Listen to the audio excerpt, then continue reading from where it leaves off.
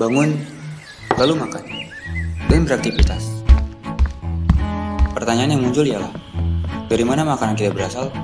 Para petani? Benar, para petani. Apakah dari lahan petani Indonesia atau dari para petani luar? Menurut BPS, Indonesia setidaknya mengimpor beras sebanyak 2,2 juta ton pada tahun 2024. Hal ini menyebabkan harga jual di pasar menjadi tidak optimal. Kenapa masih impor beras? Padahal negara Indonesia terkenal dengan kekayaan sumber alamnya. Aku terpikir satu hal, bagaimana seharusnya pertanian Indonesia di masa depan? Mari kita cari tahu. Jika dilihat ke belakang, revolusi agrikultur telah meningkatkan peradaban kita 10.000 tahun lalu. Namun, di sisi lain, sekarang kita menghadapi masalah baru, yaitu pertumbuhan populasi dan krisis iklim. Apa yang kita perlukan? Yap, revolusi agrikultur kedua dengan teknologi. Mengapa harus teknologi? Karena dengan teknologi, kita bisa meningkatkan efisiensi pertanian menjadi jauh lebih baik, yang juga sangat penting bagi pertanian Indonesia yang stagnan. Bayangkan, kita bisa memeriksa seluruh lahan pertanian dengan menggunakan satu tombol. Gak usah dibayangin deh, sebenarnya beberapa teknologi sudah ada, seperti sistem irigasi modern dan drone pemantau tanaman. Tapi, apa masalahnya? Para petani di Indonesia masih menggunakan cara tradisional karena keterbatasan modal atau bahkan keterbatasan pengetahuan tentang teknologi. Ditambah kurangnya generasi muda di bidang pertanian membuat pertanian di Indonesia bisa saja terancam di masa depan. Tak hanya itu, permasalahan kita adalah ketergantungan pada impor yang dimana impor menawarkan harga murah.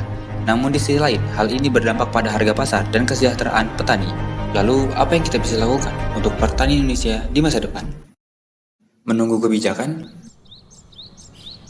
Permasalahan yang kita hadapi memerlukan pendekatan yang komprehensif dan kolaboratif dari berbagai pihak, tak hanya pemerintah, tapi juga sektor swasta, masyarakat, dan petani itu sendiri. Maka dari itu, tak hanya menunggu pemerintah, kita bisa berinvestasi dalam bidang teknologi pertanian dan infrastruktur yang dapat membantu meningkatkan efisiensi dan produktivitas pertanian.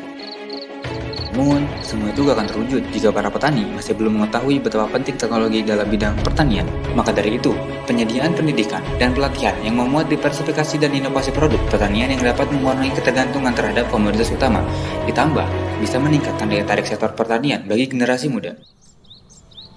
Nah, dapat saya simpulkan, pertanian Indonesia di masa depan seharusnya berteknologi tinggi dengan otomatisasi dan robotika yang meningkatkan efisiensi pertanian dan membuat proses bertani menjadi efektif.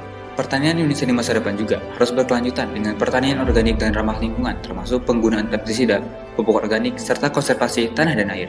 Jika seperti itu, negara Indonesia bisa memanfaatkan potensinya sebagai negara yang strategis dan bisa menjadikan Indonesia sebagai negara produsen, bukan lagi sebagai konsumen. Mari kita maksimalkan potensi Indonesia agar mewujudkan Indonesia emas, bukan cemas.